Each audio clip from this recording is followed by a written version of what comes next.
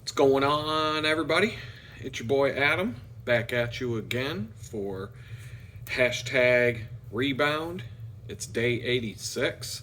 Day 86 of my attempt to put a life back together after having it all and then having it all ripped away from me when the FBI drove a tank through my house and threw me in federal prison for 2 years, only to come home and wind up homeless on the streets of Jamestown, New York.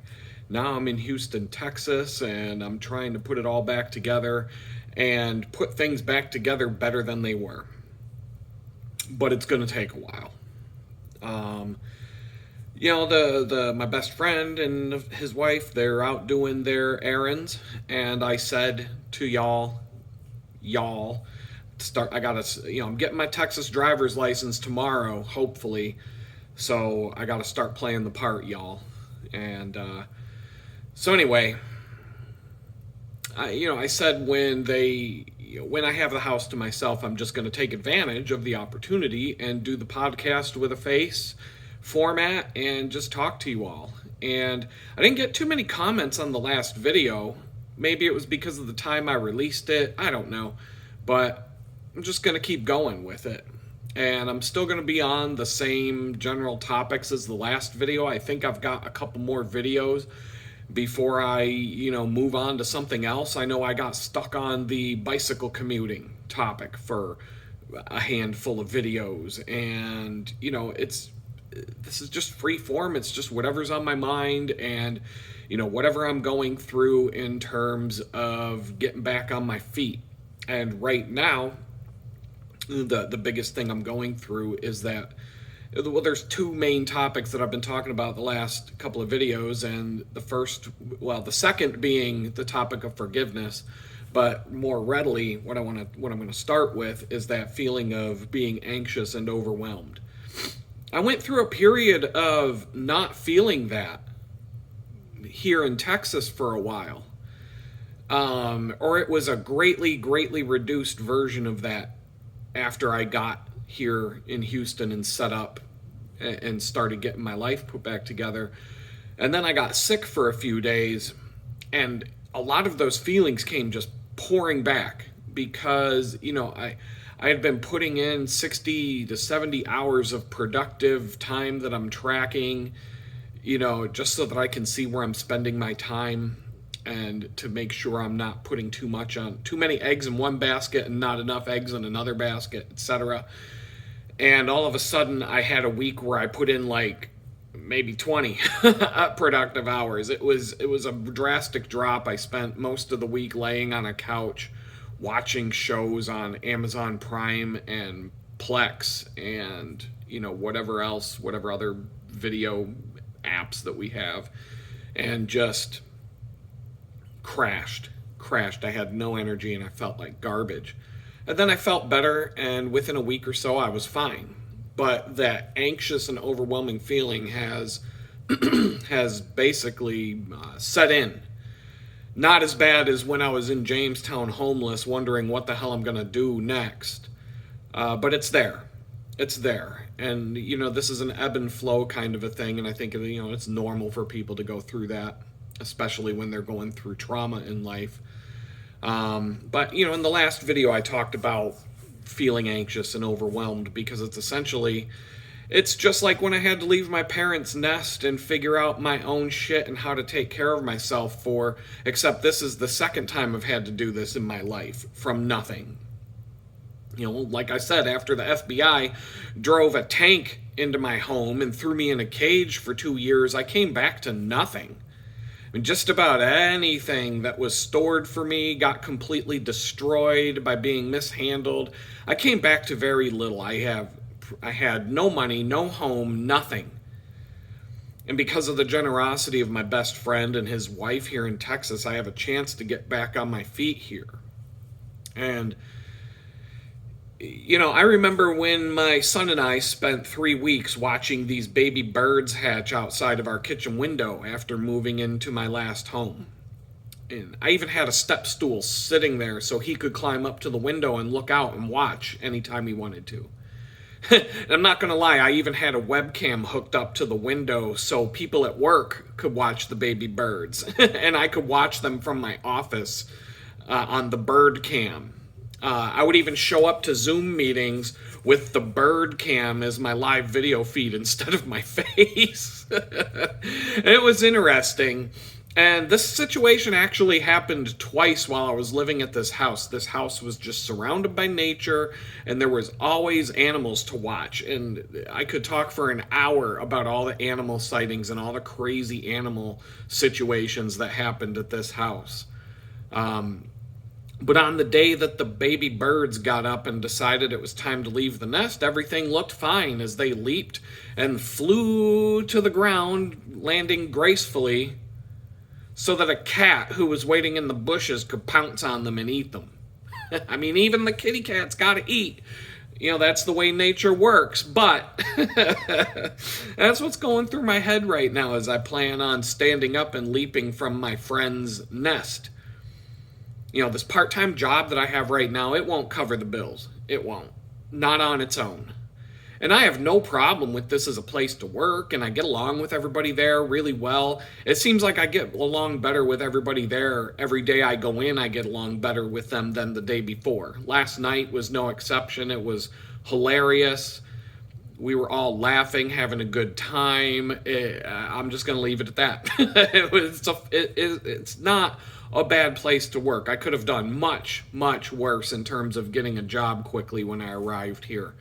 You know, I could be working for Jeff Bezos right now, getting screamed at 20 times a day, having to pee in a water bottle because I'm not allowed to take a bathroom break. So, you know, things could be worse. I've got freelance jobs I'm working on, and that's helping me and paying me enough to squeeze by in terms of getting a car and a place to live. The part-time job basically pays for groceries and Amazon. And the things I've had to buy on Amazon mostly revolve around the bicycle or just random things that come up that I need to buy. The part-time job's paying for groceries and Amazon. The freelance jobs are putting money in the bank so that I can get a car and find a place to live. But even that situation is tight. And it also means I have to find a way to get a car and a place to live in spite of not having easily verifiable income. I've got a criminal record. I got a part-time job whose pay stubs won't show any. It won't be useful for, you know, convincing someone that I can pay these bills. And I've got other problems, you know, that just go with the situation. And I'm not saying it can't be done. I'm just saying it's going to be difficult. And then, you know, like, for example, Facebook Marketplace, when you're searching for an apartment or a house here to rent, I'm going to say 99% of the listings that you find are for a room for rent in someone's house. And I don't want to be another roommate in someone's shared home, especially when I can get a private apartment for the same price as a shared room. Number one, I don't want to be a roommate. Number two, probation's going to have to approve me living there, which means they're going to have to come and inspect the place when I move in or before I move in. And the person who I'm renting it from or the other people that live in the home are going to have to be aware that a probation officer can just show up out of the blue whenever he wants and come in. And so nobody's going to go for that. In a shared room for rent kind of situation, I'm going to have to find my own space. That's just the way it's going to be. And in Facebook Marketplace, there's no way to filter out those listings to separate apartments and houses for rent from someone who's got a roommate situation. They're just looking for someone to rent a bedroom. And it's annoying when I'm searching. And I know there's other places to search, and to be honest, I think God will just jump in and put the right thing in front of me at the right time, because that's how things usually work when it comes to that. But I still have to do the homework. God's not just going to let me sit on the couch back here twiddling my thumbs or goofing around on the internet and put something in front of me. I'm going to have to at least take the steps towards finding this thing. And then he'll come and meet me somewhere and say, here, I got this. That's usually how it works. Same thing with a car. I know that the car I want or the vehicle that I want and the car that I should buy right now are two different things. My options in the current situation are extremely limited. I can either spend most of my savings, if not all of it, to buy a car or vehicle outright from a private seller, and it's almost certainly going to have problems right out of the gate, and I won't have the funds to take care of those, but I won't have a car payment. The second option is to get a loan from a bad credit, high interest loan shark dealership or a place like Carvana or something where I'm basically paying 20 to 25% interest on a car loan. But on the flip side, I'll have to put very little money down. I'll end up with a newer or more reliable vehicle, hopefully, and I'll have enough money left over in the bank to handle unexpected things like a repair or an expense, and I'll have money for a down payment on a place to live. So those are my two options. That's it. I have to get a car. Those are the two options. Period. I've done both of them in my past life. I've owned a lot of different vehicles, and I've acquired them in many different ways. I've taken out regular good credit loans. When I was younger, I had my parents co-sign a car loan and got a good interest rate. I've had bad credit car loans that were 25% interest. And if you get a car that's cheap enough, the car payment will be low enough. You can do okay with that, but you typically, to not lose your shirt, you have to pay more than the car payment and try to pay that thing off fast, so you're not just paying outrageous amounts of interest over time. I've paid cash for an old vehicle. I bought an old Jeep Cherokee for $5,000 once, and that vehicle was a tank. It never died. You could not destroy this vehicle or make it not run no matter how hard you tried. And believe me, it was stolen. It was in a high-speed police chase, crashed into a wall at 45 miles an hour, caught on fire, and then the fire department had to come and put the fire out, and I was still able to start the thing with a screwdriver and drive it off the impound lot in Pittsburgh. I didn't have to pay the outrageous amount of money that the impound wanted to charge me to tow it from where it was in the impound to the front of the impound. I said, you can go screw yourself. I got a screwdriver right here. I'll be back. And I went and drove the thing out of the impound lot. But I've done it all.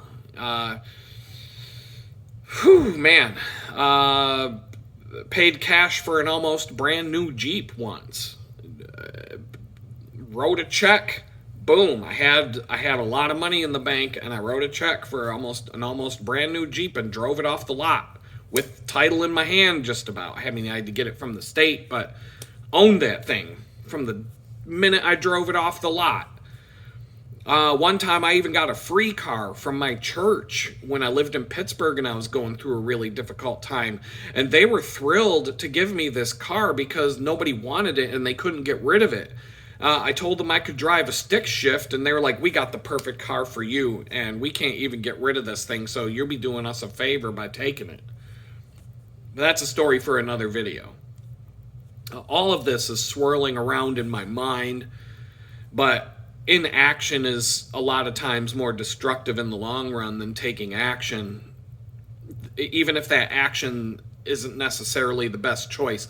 Sometimes you just got to pick one and go with it. And like I keep talking about in these videos, I keep telling God that I trust him and that I know he wants this to work out for everybody involved, not just me, but everybody I'm surrounded by here. I don't believe he opened up the doors for me to come to Texas so that he could just throw me flat on my face and end up homeless again, or even worse. I don't think he went to all that trouble to put these things put the opportunity there for me to get here and the money and everything else I needed for it to happen. Just so he could slam me down in the dirt and go, ha ha ha. I don't think that's what happened here. So I'm trusting him, but I don't know how it's all going to work out. But like clockwork, I'm working on my invoices and proposals this week, and I'm trying to get caught up and document everything I'm doing I have record keeping needs right now that include being able to show my probation officer that I'm not just some lazy bum claiming to be sitting around doing nothing while slinging, part-time hours at some cookie joint. Like, he needs to see that I'm actually building something here and I'm actually being productive. And by doing so, he's going to be more likely to let me do my thing and spend my hours on starting a business versus having to slave at a cookie joint for 40 hours a week or more, coming home exhausted, making less money in a month than I could potentially make in a day running my own business. So I'm trying to balance all of this out, and I've got to get caught up on some paperwork. And in the process of that, an opportunity has presented itself with one of my clients where I can establish an ongoing and regular working relationship where I can regularly, be it weekly, bi-weekly, we haven't worked it out yet, but I can bill for my services at an ongoing hourly rate with this client, because the scope of work for this project, it's a different project than what I started out doing. The scope is wide open, and it will require an ongoing regular commitment that will need several hours of my time every week from now into the unforeseeable future for this to be a success. It's not some one shot, wham bam, thank you ma'am, one and done kind of a project. This is an ongoing commitment. And so this is getting solidified throughout this week. And if that works out the way I hope it does, that is going to give me a big sigh of relief, and it's going to allow me to accomplish my goals for finding a vehicle and a place to live by the time I need to do it. And so, like I said, I'm just going to trust God that he has a plan for this. And, I can think of situations in my past. In fact, I'm just going to go off the cuff from my notes and talk about one of them. I worked at a corporation in downtown Pittsburgh in one of the big high-rise buildings, and it wasn't like a toxic work environment at all, but it wasn't a good place to be. And I was freelancing mostly at the time, but I was doing this because it was a slow period in the freelance, and this was like a temporary assignment. This was only supposed to be a contract for 3 to 6 months. But I had to go down to downtown Pittsburgh every day, park, and go through all the hassle of that to do this job. And they wanted to keep me under their thumb all the time, and there was just a lot of stuff that went with this job. I had to wear ugly khaki pants and just, that business casual garbage that's not business, but it's not casual either, and I hate that crap. I either put me in a suit or jeans and a t-shirt. This business casual garbage in the middle, you just look like an idiot. The collared shirt with the little alligator on the chest and all that garbage. I don't even want that stuff in my closet. I don't want to own anything like that. Khaki. The reason why they call a pair of khaki pants khaki is because it looks like you barfed all over your legs. Khaki. That's why they call it a khaki, because it's the sound you make when you throw up all over the place, and it's the same color as the puke. Khaki. Yeah. So I don't want to wear khaki pants. I don't want to own a pair of that crap. So I'm working at this company for about 2 months or so, and I'm miserable. I'm not enjoying it. The money's good, but I get this random phone call out of nowhere on a Tuesday afternoon, and it's owner of an ad agency in downtown Pittsburgh who's connected with another guy who I'm friends with, who recommended me to her because she was looking for someone who could freelance and take on their web design business, because they don't really have any web developers in the ad agency, but they're getting all kinds of requests for websites. They need somebody that they could subcontract to help get all these projects done. And I was recommended to her. And so I get this message, and so I go. We had this weird We had these little phone booths out in the hall where like Clark Kent, where you could shut the little door and have a little bit of a private booth to make a phone call, so that I wouldn't have to sit in like an open office, talking on the phone to a potential client while I'm supposed to be doing work for these people. And I get on the phone with her. It's like 2 p.m, and she goes, "Do you have time today to come down and have a meeting with me?" And I look and I'm like, well, not really. So I was like, yeah, why not? Fuck it. And so I just grabbed all my stuff and walked out the door of this place at like 2:30 on a Tuesday afternoon, when I was supposed to be there until 5. But I was like, fuck it, I'm going to this meeting. And I go down to the other side of downtown Pittsburgh, go up in another building, big building, go into this office and have this, what amounted to a 2-hour meeting with this client. And by the time I walked out of there, I basically signed a contract to start working with them, and boom, problem solved. Literally out of nowhere. When I woke up Tuesday morning, I woke up thinking, man, I wish something would happen. I wish I could find a way out of this situation. I don't know how much longer I can do this. And I came home Tuesday at 5 o'clock with the answer.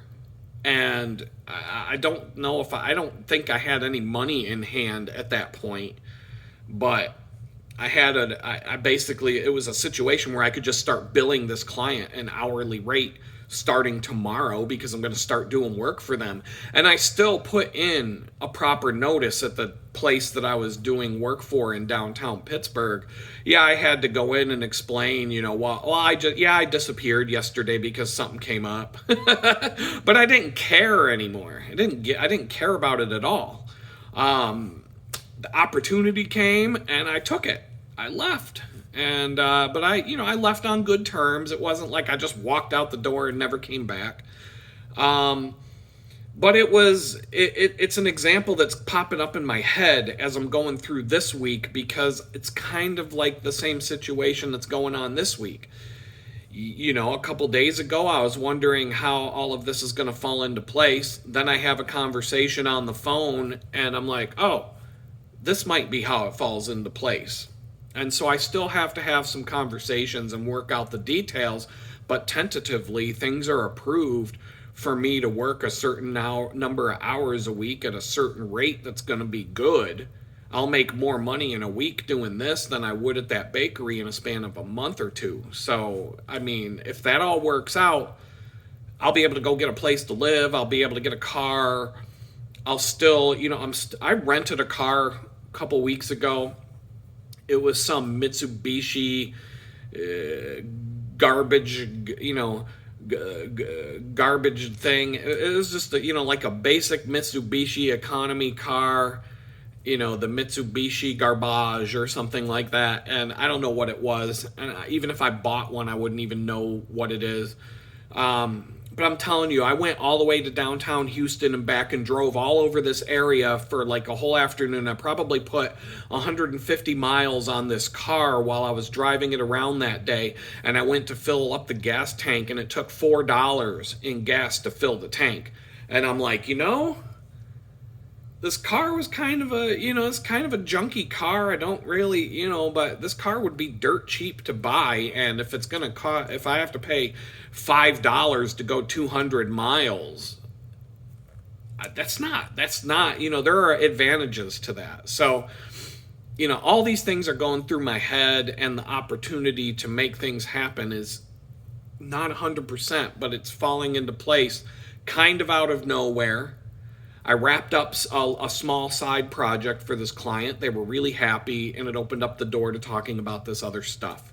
And there's a level of trust building up there, and it's a good thing. It's all good. I've got other irons in the fire in terms of new proposals that I'm working on, and if all of these things hit, if everything goes perfect and they all hit, I won't have to work at the bakery anymore. Not at all. I'll probably keep the job for 1 or 2 days a week for a while and use it to pay for groceries and just have a backup situation, like a just in case kind of a thing. Because as I've said over and over again during these videos, my goal is to have multiple income streams Specifically, my goal is to have 6 income streams that each pay me 1/6 of my annual income, so that if you shut one off, I still have 5/6 of my income left coming in. I'll never put all my eggs into a single basket ever again. I won't. I've been burned by this more than once in life. When I was freelancing for a living across a span of about 6 years, and this was a long time ago, this was like 2004, 2003, 2002, when somewhere in that range to like 2009. So like 2003 to 2009, I was freelancing for a living and pretty much doing nothing else. I had one client that accounted for 80% of my annual billing. And the remaining 20% of my annual income came from as many as 20 clients in any given year. So one client, 80% of my income, 20 other clients, the remaining 20% of my income. It was very lopsided, and I could not break that cycle no matter how hard I tried, no matter what I did. I would have to undercut myself. I would have to lowball. I would have to do all kinds of finagling to get jobs and to get other clients. And that was why 20 clients would account for 20% of my income. And yet this one client I was charging a very high rate for, and they were giving me almost full-time hours. And whenever I would do a project for this big client, I was getting big money for it, to the point where I might have to work 100 hours a week for a month to get something done for them, but I could take the next 2 months off and not worry about money. So it was just a weird situation, and I could never, if I could get 3 more clients like that one client, things would have taken off into the stratosphere. But then 2009, 2008 came along. George Bush and the Republicans flushed the toilet on the economy, and they told us that we have to spend all of our tax money to bail out the banksters that caused the economic crash so that they can still get their annual bonus while the rest of us are, screwed. Kind of like how we have to send all of our money to Ukraine now instead of spending it on our own country. But, this was what the Republicans were doing back then. I won't put my eggs in one basket again. The client who accounted for 80% of my annual income back in those days, he dropped dead from a sudden heart attack as he sat on the couch with his wife on a random Saturday afternoon. And it was 1 hour. I was one of the last people that talked to him. It was an hour after he had gotten off the phone with me about a project that we were working on. Boom, lights out that fast. He looked at his wife and he said, I think something... And before he could even finish the sentence, he was laying on the floor and he was dead. Dead. I think he was going to say, I think something's wrong. We probably need to go to the hospital. But he got the word, I think something, and that's it. Over. Lights out. Done. That quick. That's how fast things can change in your life. In my case, it was, I went to bed at night and I woke up with the FBI driving a tank into my fucking house. So you never know how it's going to happen, but it can happen like that. But in the aftermath of this client dying and the corporate restructuring, he was pretty high up. And so when it's just like the change of a CEO or the change of a president, everything changes and new people come in and they bring their people and they get rid of the other person's people and all that kind of restructuring happens. And so over the period of about 1.5 years after he died, I eventually lost the client altogether. It was just a process of slowly losing more and more business until there was no more work at all. And I couldn't survive anymore on 20% of my annual income trying to juggle anywhere from 5 to 20 different clients and their little projects to cover it. And so I remember things became so desperate. I went to a prospect meeting with a guy who owned a construction company I'd been speaking with. And I mean, this guy was loaded. You know, you can feel people out for how much money they have to spend. I mean, just looking at this guy probably had a pickup truck that cost $100,000 when he met me. You know, I went to this meeting and I had it in my head, I absolutely have to walk away with a down payment in my hand, a check in my hand, or a firm handshake that I'm going to have a check in the hand by the end of that week to start working on a project for him, or I'm screwed. Things were that desperate. And this was after the stock market crash and everybody was suffering. But anyway, he sat there giving me a sales pitch about some weird ass business idea that sounded like it was a dead end and it was going to go nowhere. And there was no real commitment that he wanted to even hire me to do any of this work. And this whole meeting just kind of ran around in circles for about an hour. And at the end of it all, the only thing I ended up with was free lunch at Panera Bread, and then I drove home. I drove home and I didn't even like write a proposal for this guy or anything. I was just like dumbfounded by like, what the hell did it was one of those meetings where, and you have these from time to time when you're doing this kind of work. I just got home and I'm like, what the hell did I even go there for today other than like free soup and a sandwich? And I remember that was the day I decided to call it quits on my freelance business and go look for a job because I just couldn't do this anymore. And then the first job I got was the one who fired me for going to the hospital for the birth of my son, and I've shared that story many times. But this was what I was going through during that period of time in my life, and the point of me telling you that today is simply don't put all your eggs in one basket, because if the bottom of that basket falls out, you're screwed. Your eggs are broken and all over the ground. This is the same time period that things got so desperate that I started my own bicycle shop and repair business via a Craigslist ad. And by the end of the day that I posted the ad, I had $500 cash in my pocket and a stack of bicycle repairs that would take me a week to finish working full time on it. I kept doing that work all summer long, even after I picked up the new job that I was talking about, the one where I got fired for, going to the hospital for the birth of my son.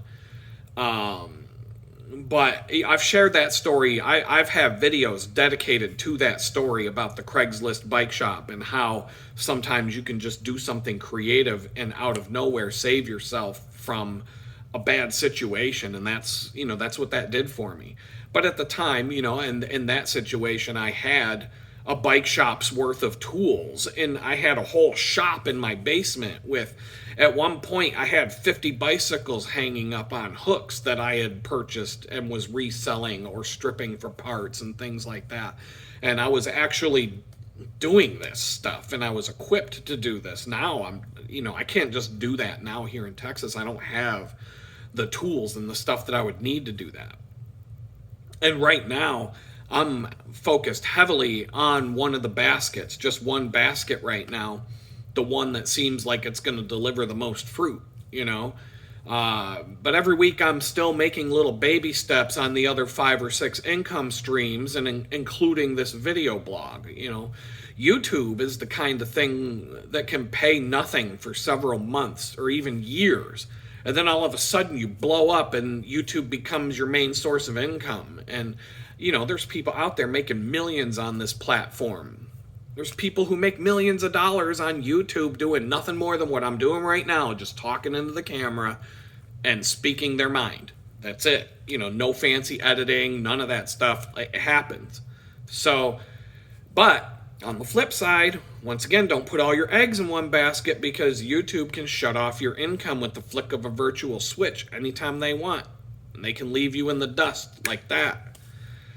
Anytime they want. You say something they don't want you to say, whatever it is. And I've said plenty of that stuff on this channel. So, my goal is to have 6 income streams that within the time I have left as a productive member of society where I can still work, before I'm too old and senile, that the only way I could ever get a job again is getting elected to Congress. I have money coming in from multiple directions so that the powers that be will have a very hard time shutting me off. And on top of that, my goal is to have some kind of self-sustaining lifestyle where I really can't, in my life and the things that I do, I can't really be off the grid ever. That's just not in the cards for me. But I can certainly have some things set up where it will be very hard for the man to come and take my home away from me again. I know that no matter what happens, I'm always going to be a renter for the rest of my life, even if I have a document that says that I am a so-called homeowner. Because, like I said in the last video, homeowners are renters. You know, I talked about the fact that homeowners are just renters. And if you don't believe me, take a look at how much you pay in property tax every year and ask yourself this question. What happens if I stop paying these people? Guess what? They come and take your home. You get evicted. When's the last time that you owned something that you have to keep paying someone for in order to keep it? You know, that's the very definition of being a renter. The government is your landlord, and if you don't pay that rent bill, you get evicted, and they'll go and find another tenant to move into that space.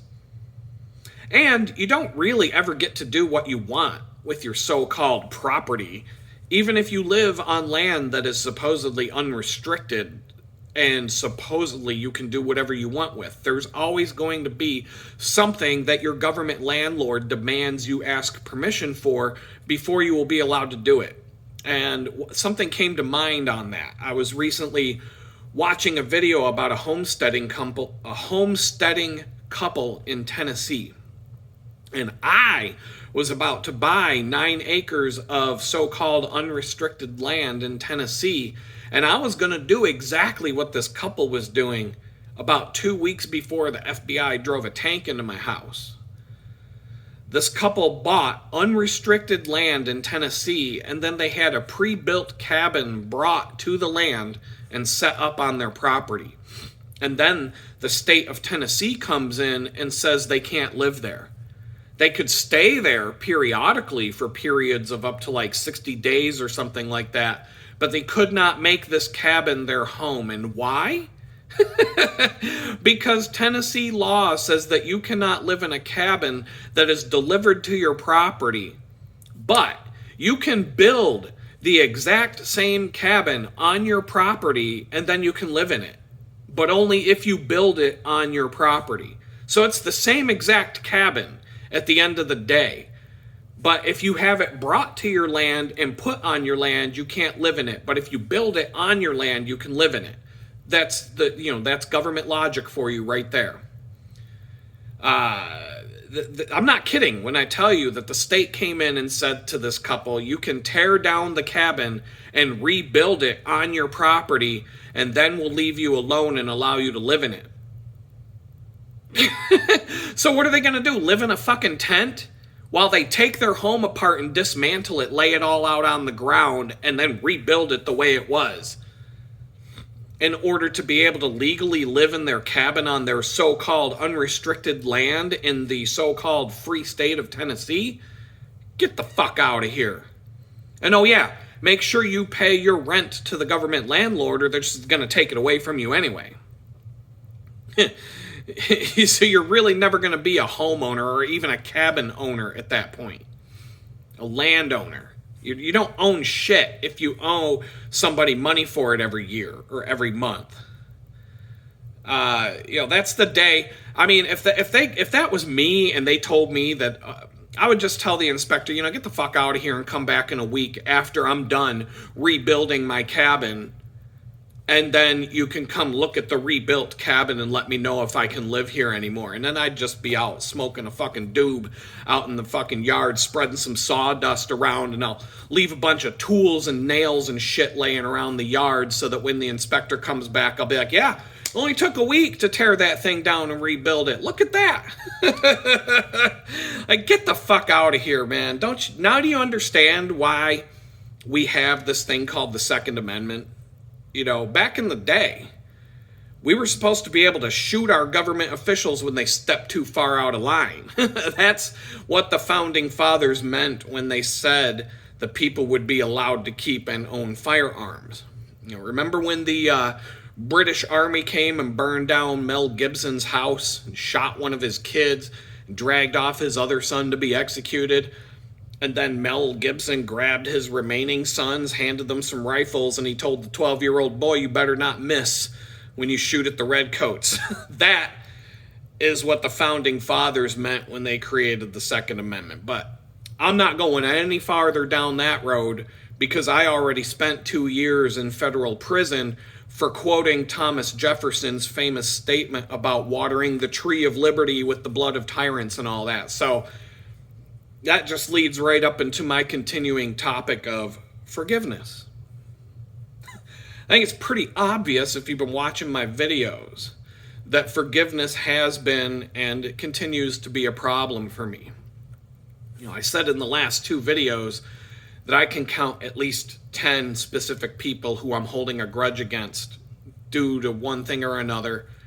Some of them being pretty serious issues that I experienced. And I've gone into great deal about one of those people over several videos, and no, I still have not let go of that shit. Not yet. And there are people who used to be in my inner circle of trust and at the best friend level who I never want to speak with again.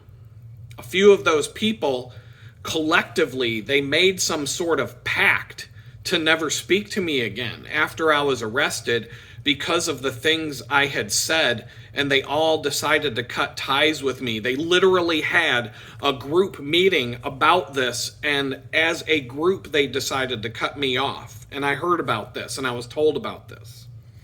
So, everyone watching these videos can go out and find out what I said that caused the FBI to think it was a good idea to drive a tank into my house and drag me off to federal prison.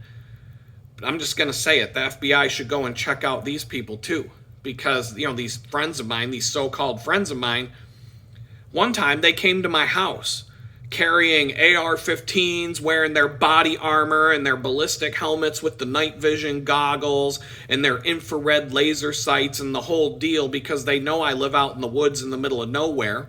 And so, yeah, we had fun. We put on the night vision goggles and we're running around the woods with our rifles using the bonfire at my house to light up the entire forest with the night vision goggles. And I'm like, wow, that's pretty crazy how that bonfire at my house lights up the whole forest when you're wearing these goggles. But we still almost got lost because none of us took real flashlights with us, so the only thing that we had to see in the pitch black were the night vision goggles, and they're actually pretty disorienting if you've ever worn them. And I was the only one who knew how to get around back there. And the only way we found our way back to the house was because of the glow of the bonfire in the distance and the fact that the batteries on the night vision didn't die. But you want to know why all of these friends of mine carry around AR rifles and night vision goggles? Former friends of mine, I should say, mounted to helmets with the body armor and the 4 mags in the pockets, and it's so that they can shoot government officials when their doors are kicked down. That's why. Or so they say. That's why they're doing it. They openly say this. So, these are the friends of mine who cut ties with me because I said some fucked up anti-government shit on social media posts. These weren't like Democrats who were all of a sudden shocked about what came out of my filthy mouth or, threw the fingers on my keyboard and onto the internet. These were people who sit around saying the exact same things I said, but also go out and get themselves body armor and night vision goggles and ballistic helmets and everything else that goes with it and run around the woods on a regular basis training to fight the government on the weekends. And if you think I care about saying this and ratting out these people in a YouTube video, let me check here. Get my pocket. Let's look under the desk here. See anything in here? No, I just checked around and I got no fucks to give about that. So when the government came to my house to ransack the place and throw everything I own all over the floor, break every single window in the house after they had me handcuffed and in the back of a black SUV, breaking every remaining door in the house after they had me handcuffed in the back of a black SUV, smashing everything made of glass or wood in my house. They found my 13 guns and a pile of ammo. That's it. I didn't have the night vision goggles, the helmets, the body armor, none of that. So keep in mind, I was ostracized by the fucking backwoods militia boys. And keep that in mind if you think anyone is going to have your back when the shit ever hits the fan. Everyone you ever thought you could trust, or any like-minded person you could ever get along with or identify with, they're the first people you need to cut ties with, because they'll be the first ones to turn their backs on you, and they will be the first ones to rat you out if the screws are turned up on them. So if you're watching this, if you like the people I'm talking about, you can all go fuck yourselves. I'll never speak to any of you again, that's for sure. But I forgive you. To be honest, I don't sit around and dwell on the betrayal and the back turning from my friends anymore. Who did that to me when all of this happened? I always, in the back of my mind, kind of knew that these people were fake friends to begin with. For a long time, I knew that even though we had all been friends for 30 years, we had helped each other out from time to time. We hung out on a regular basis. And, like I said, we were friends for 30 years. I always knew in the back of my mind that if things really came down to it and things got bad in this country, they would be the last people to call if things were really bad. And it's going to be a situation of every man for himself. I'd have better friendships with my neighbors than with these so-called friends of 30 years. So I knew that the whole time I've been friends with these people, that they're fair weather. They're what you call fair weather friends. When the storm clouds are on the horizon, they're gone. They're gone. So that's the kind of friendships that was, even though it was a 30-year fair weather friendship, but it was always a fair weather friendship, because when the storm clouds came, that ended instantly. They were gone. So that's why I really, really value the friendships that I have right now, and the people who did stand by my side when all of this happened, and the people who have come out of the woodwork since I got home to say they have my back and they still consider me to be a friend, and the friends that I've made since I got home and through some of the things that I've gone through. I truly value the friendships like that. And you would really value the friendships like that after you've been through something like this. And this is the kind of event, it's one of those grinding mills that you can feed all of your friendships through, and it's going to separate the wheat from the chaff instantly. If you ever go through something like this, and I don't recommend doing it to find out, but you will find out instantly who your real friends are, and you will find out how many people in your inner circle and family actually hate your guts because you just gave them an excuse to never speak to you again. And you'll find this out within a day or two. It won't take long. But like I said, it bothers me to some extent that this happened, that, all of these people turned their back on me when all this happened, but I don't sit around holding a grudge. That's the thing, I don't. It may sound like I do when you listen to what I just said, but I'm just sharing this with you now as part of this video, and then I'm going to go on with my day, and I'm not going to think about it. A lot of these so-called friends are just a bunch of armchair patriots, and when the shit hits the fan, they're just a bunch of pussies who are going to be the first ones to turn in their guns when they're ordered to do so, along with the helmets, the night vision goggles, the tactical vests, the body armor, the extra magazines, the tactical boots and gloves, the AFAC kits, the EOTech holographic sights, the pistols, the suppressors, and whatever other goodies go along with being an armchair patriot. They're going to be turning all that shit in. So I'm not mad at you. I'm not mad. But don't check in to see how I'm doing, because I don't give a fuck about how any of you are doing. I don't. And by not giving a fuck about you doesn't mean I'm angry with you. If I just know that if any of you are in a situation like when the feds raided the Bundy Ranch back in the day, I know you guys aren't going to show up to support each other. You're all just a bunch of pussies with fancy toys. That's all you are. So, don't mistake anything I'm saying here as advocating violence. I don't support it. I don't support violence like that unless You have to, if you're in a situation where you have to defend your life or the life of your family from people who wish to do you harm and kill you, that's one thing. You know, whether it be a criminal breaking into your home or whatever. But I'm just saying that all these badass so-called militiamen are mostly just a bunch of pussies who drive around in giant pickup trucks to compensate for the little vehicle that they're driving around in their pants. So I'm not mad at you. I don't spend days on end thinking about you or any of that. I'm just talking about it now because it's all part of my story. So I'm talking about it because there are certain people and certain situations that affected me deeply to the point where I can't stop thinking about them. And sometimes it doesn't even make sense as to why I can let go of one thing but not another. It doesn't make any sense to me. If we're talking about relationships again for a minute, I can think of 3, for the examples of this video, 3 relationships that ended badly. I'm not going to get super deep into the details, but all of these 3 relationships were very close to the finish line, if you know what I'm saying.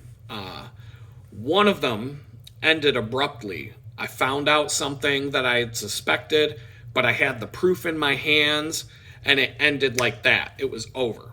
I was angry and I was bitter about it for about a week. And then maybe a little bit angry and a little bit bitter about it for another month. And then I was over it. Completely over it. I never think about it, care about it. I don't have bitter or angry feelings over the other person. It has no influence on me at all. I'm talking about it now for the sake of this video. And I have plenty of items on a list to justify carrying around anger and bitterness and all that kind of stuff.